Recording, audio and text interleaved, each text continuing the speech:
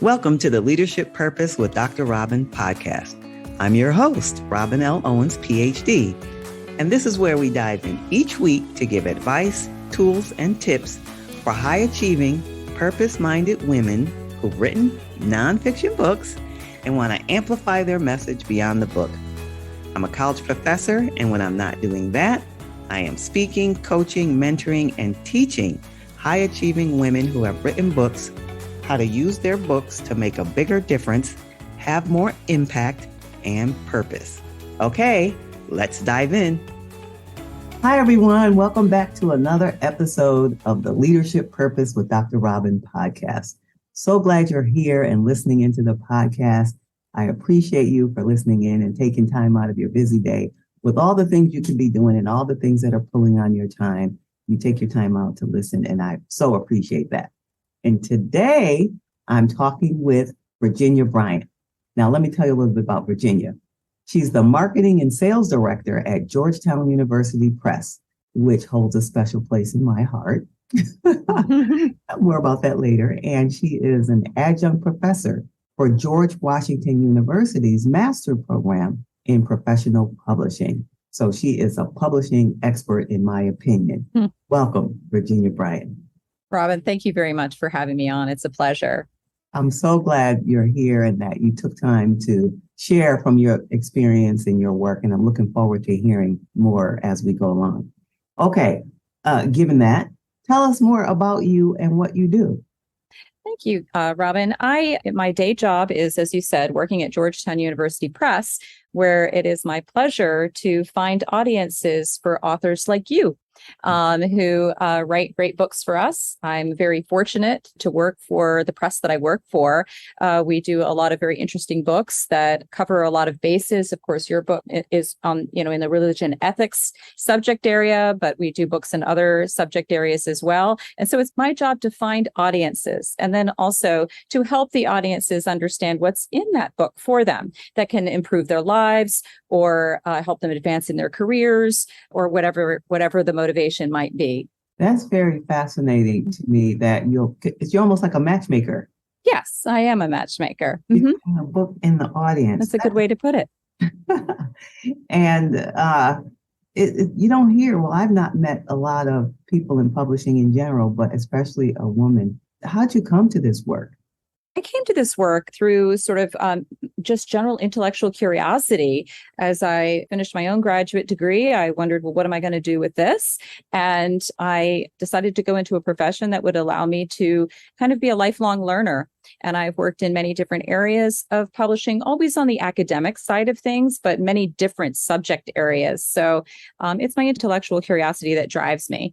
And then also motivates me to help others like myself find books that will enrich our lives. Yeah, well, I'm glad you did it. I'm glad you followed that path. What do you enjoy most about your work? What really lights you up? What really lights me up is finding that connection that you refer to as matchmaking. I really like it when I can find that audience and, help a book find its readership and a message that really resonates with people. And I enjoy getting in front of readers themselves if I'm at a conference or something like that, or an author event where I can speak with some of the readers who are engaging with the content and letting me know how it struck them, what about it was meaningful to them or valuable to them. I'm sitting at my desk kind of trying to guess based on my own experience and knowledge what will make that connection. But it's really gratifying to hear from readers themselves. Yes. I'm so excited to hear more about the audience. This is sort of like a shameless plug for my own book that's coming out as this podcast is being aired probably. And my book is being published by your press, Georgetown University Press. And the title of the book for everybody listening is My Faith in the Constitution is Whole. And it is about Barbara Jordan. And this podcast is Leadership Purpose. Yeah. So in my mind, and I don't know for you, Veiga, as you're in the matching, I don't say this directly in the book, but I view her as a woman who followed her own purpose, expressed her purpose through her work, which is my definition of leadership purpose. And she did it in a way to promote social justice and gender equity. And so that's one thing I'm Yes. really proud about, her story that I get to put out there, thanks to you and your press. Yes, and we're delighted to be publishing your book. Your book does, I think will resonate with many audiences, including, as you said, female leaders. What is one of the things that's most interesting to me about your book, too, is that she's part of a continuum. We're not just talking about Barbara Jordan. We're talking about a tradition amongst Black women who are also orators and how they use that oration to connect, with audiences, to mobilize them, to achieve things that are important in social justice. So it's a book that has many audiences, women in leadership, those who connect with the religious sort of aspect of it, using, sort of scripturalizing the Constitution, those who are interested in politics. There are many different audiences for this book. And I've said to you before that our sales reps, whom I work with, lit up when they saw this book. I mean, Barbara Jordan's a big name, means a lot to a lot of people. And we're very excited that we have your book to offer to many audiences that will appreciate and benefit from it. Well, it's so good to hear you say that. It means a lot to me because, and probably some people who are listening now are authors. And, when you're doing work or any work, you don't always know how it's going to be received. And just to hear that from your sales team just means a lot. And for you sharing that. So I appreciate that. Absolutely. Yeah, that's wonderful. Now, I kind of mentioned, about the purpose for Barbara Jordan, right? And this podcast, Leadership Purpose, of course, is the title of it. What's your thinking about purpose in general? Do you think it's important for people to have a sense of purpose? And if so, why? If not, why not? I do think it's very important to have purpose. In addition to just personally speaking, in addition to my professional life, I am a competitive athlete and I'm very goal oriented. It's important for me, and I think for others too, to find meaning in life and pushing ourselves to our limits, to be the best that we can be, to manifest all that we can of ourselves. So it is important professionally and otherwise to define our being. And I do find a lot of purpose in what I do. It's why I'm in academic publishing, why I work in the university press world, because I do find a lot of meaning. And not to take away from people who publish in other genres, but I do know, for instance, cookbooks may be sort of a meaningful purpose for some people, but that's not the kind of book that I would want to promote. I really want to be in the world of ideas. That's just me and how I find my purpose. But I do think it's important. And I know, for instance, if you're writing a book for somebody else, you're trying to achieve something, you're trying to share something, or maybe extract some kind of reaction from an audience. There's got to be some purpose to your book other than just transcribing your thoughts. So and that's an important thing to as for an author to think about too. I think I'm not an author myself, but I work with many authors, and I do think it's important for all of us to think about, what am I trying to do here? What is my objective? What is the outcome that I'd like to see? What would make me feel like my endeavor has been a success?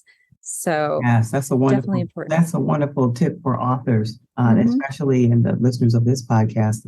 Many are authors of nonfiction books. Is there any other piece of wisdom, advice, or expertise from your experience you could share with authors who are listening now? Absolutely. Sort of put succinctly, it's put yourself in other people's shoes. As a writer, put yourself in the reader's shoes. How is the reader going to ingest this and absorb this? And how are they going to engage with the content and react to it and benefit from it? How can I package and, shape my content in a way that is going to be, the most interesting and useful, if that is your objective, to the reader? I know as a marketing person, I'm always putting myself in someone else's shoes. It doesn't actually matter whether I like a book or not. I do happen to like the books I promote, but it only matters that I can understand what my readers will appreciate about a book and why. What will motivate them to read it, to buy it, to seek it out, to research, and things like that. So I would say put yourself in other people's shoes is one bit of advice that I would offer to authors. Yes, that's a good one. That's a good one. Mhm. And my guess is that you are especially skilled and gifted at doing that. So you can make those I matches. try. Yeah. I've made a life's work of it, but yes, And I'm guessing it doesn't come so easily to everybody. maybe not. Maybe not. I know not for myself so much, but I'll Well, keep you've written a trying. fine book, so you've done a great job of it. So, Thank you. Thank you. mhm. That means a lot to me.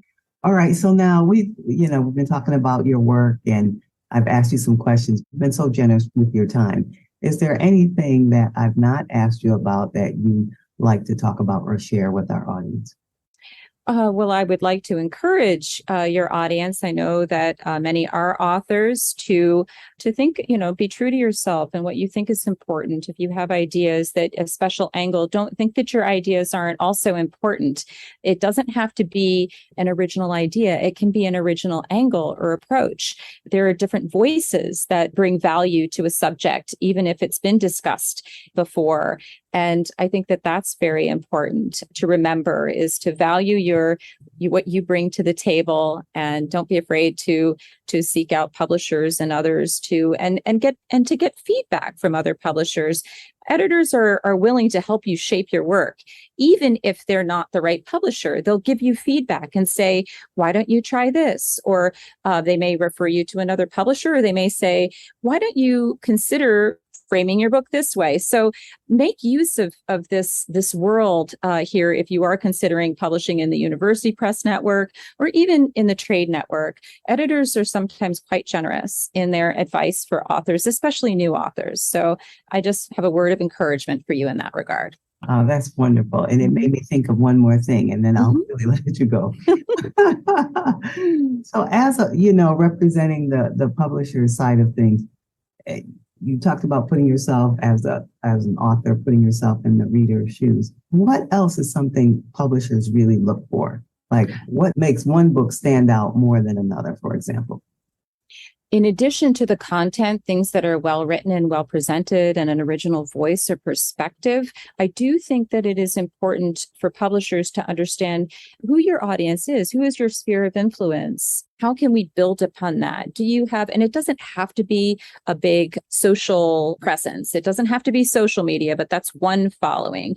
You could have a big, you have a podcast, Robin. Other people might have a column or a blog or a television program, or they might have a speaking circuit where they've attracted a lot of, interested people who are interested in what they have to say and what they think. We certainly deal with new authors, but it really helps if we can, as publishers, understand who is your audience, what can we build upon, and where best to focus our efforts to promote your book. So you might just have a giant email list, or it could be whatever your audience is. If we have a good understanding of who those people are, and then we can amplify that. Yes, Mm-hmm. yes. I love that word amplify and Mm-hmm. all you just shared, because I call this season of the podcast, beyond the book, to help Yes. authors amplify their message beyond the book. And so I love the Yes. word And amplify.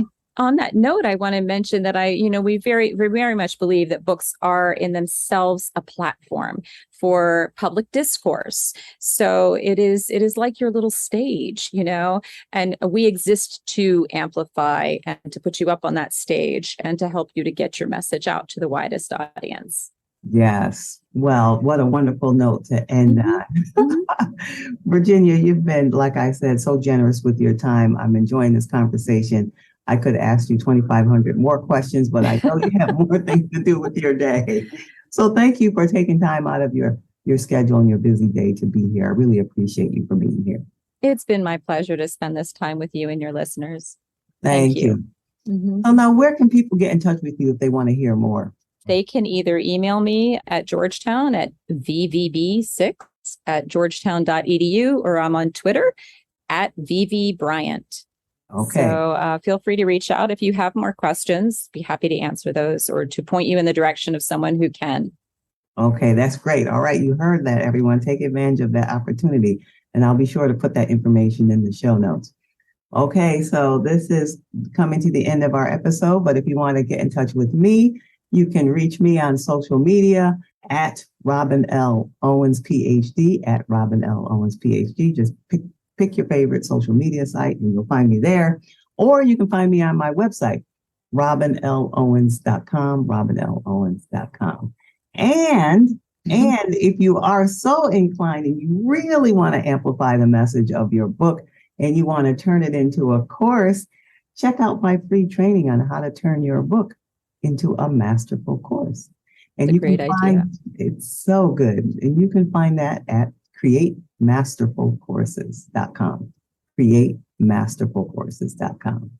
All right. And until next time, this is Dr. Robin. Thank you for tuning in to this episode of the Leadership Purpose with Dr. Robin podcast. If you enjoyed it, head on over and rate and subscribe so you never miss an episode. New episodes drop every week, and I can't wait to hang out with you again soon. Meanwhile, this is Dr. Robin signing off. See you next time.